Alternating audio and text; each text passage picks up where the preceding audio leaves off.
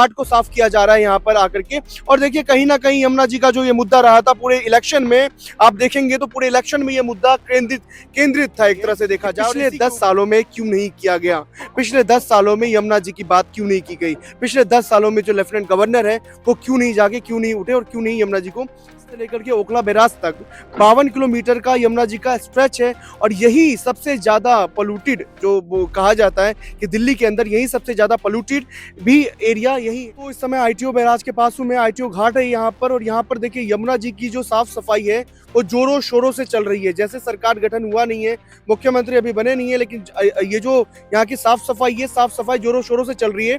मेरे पीछे मैं आपको विजुअल दिखाऊंगा, मेरे पीछे देखिए आप किस तरीके से यहाँ से काई निकाली जा रही है और यमुना के जो घाट है घाट को साफ किया जा रहा है यहाँ पर आकर के। और देखिए कहीं ना कहीं यमुना जी का जो ये मुद्दा रहा था पूरे इलेक्शन में, आप देखेंगे तो पूरे इलेक्शन में ये मुद्दा केंद्रित था एक तरह से देखा जाए। और इसी के ऊपर पूरा का पूरा दिल्ली का चुनाव इसी पे ही लड़ा गया था, यही मुद्दा एक बना हुआ था। और इस मुद्दे को कहीं ना कहीं शॉर्ट आउट करना भी सरकार के लिए कोई जरूरी बन गया था। लेकिन मेरे पीछे आज मैं इस आईटीओ बैराज के ऊपर हूँ, आईटीओ घाट के घाट पे मैं आप लोगों को दिखा रहा हूँ। ये वही घाट है जहाँ पे हर साल छठ पूजा में लोग छठ मनाने के लिए आते हैं। ये वही घाट है यहाँ पर गंगा जी अभी यमुना जी की आरती भी शुरू हुई है। ये वही घाट है जहाँ पर साफ सफाई शुरू हुआ है। दिल्ली में यमुना जी का जो स्ट्रेच है वो 52 किलोमीटर तक का है, वजीराबाद से लेकर के ओखला बैराज तक 52 किलोमीटर का यमुना जी का स्ट्रेच है। और यही सबसे ज्यादा पोल्यूटेड जो वो कहा जाता है कि दिल्ली के अंदर यही सबसे ज्यादा पोल्यूटेड भी एरिया यही है। और इसी के साथ सबसे ज्यादा पोल्यूटेड जो है दिल्ली के अंदर यहाँ पर यमुना जी हो जाती है। लेकिन यमुना जी के साफ सफाई को लेकर के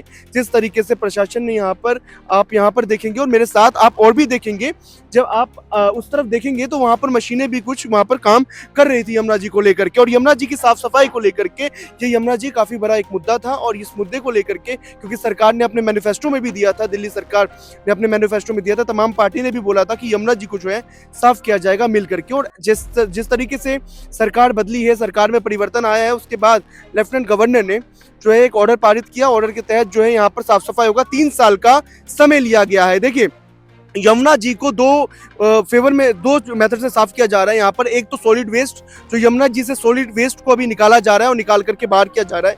दूसरा जो मेथड इस्तेमाल किया जाएगा वो एसटीपीज को रीट्रीटमेंट किया जाएगा, एसटीपीज को दोबारा से जनरेट किया जाएगा। एसटीपीज जितनी भी बनी हुई है उसकी जो कैपेसिटी है उसको बढ़ाया जाएगा। खास करके जो नजफगढ़ ड्रेन है, जो सही भी नदी जिसको बोलते हैं, वो जो नजफगढ़ ड्रेन है उसका जो वो है कैपेसिटी है वो बढ़ाया जाएगा, वो आगे किया जाएगा। 26 एसटीपीज ऐसी है जो सबसे ज्यादा यमुना नदी को दिल्ली के अंदर प्रदूषित करती है।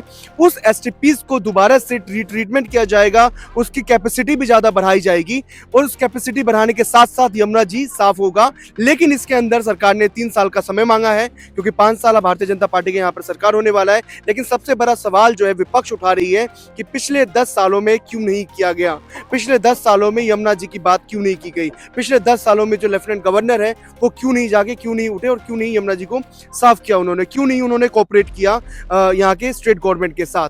लेकिन उसके बाद यहाँ पर जो साफ सफाई का एक मुद्दा था, यमुना जी सबसे ज्यादा गरमाया हुआ मुद्दा था, वो मुद्दा कहीं ना कहीं यहाँ पर आप देख रहे हैं कि जिस चीज को मैनिफेस्टो में इन्होंने डाला था उसी चीज को जो है मैनिफेस्टो के तहत वो वजीराबाद से लेकर के ओखला बैराज तक यमुना जी की साफ सफाई में लगी हुई है। यमुना जी की साफ सफाई में मशीनें यहाँ पर भी लगी हुई है।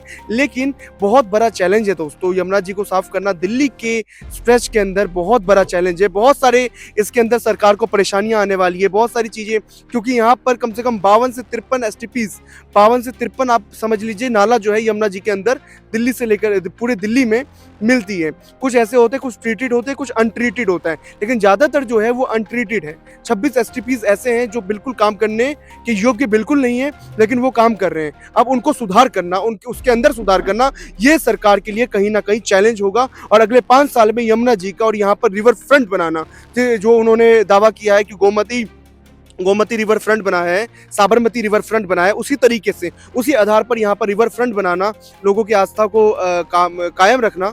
और आने वाले टाइम में जो छठ पूजा है, छठ पूजा के टाइम तक यमुना जी कितना साफ होता है, कितना क्लीन होता है, वो करना सरकार को कहीं ना कहीं चैलेंजेस आएंगे। चैलेंजेस तो हैं यहाँ पर, बहुत सारा चैलेंजेस है, लेकिन देखते हैं कि 5 साल में सरकार क्या करती है। सरकार क्या मैनिफेस्टो में जो दावा किया सरकार ने, क्या वो पूरा कर पाएगी या सिर्फ और सिर्फ एक तरह से देख लीजिए कि दिखावा ही है। वो तो आने वाले टाइम में आपको पता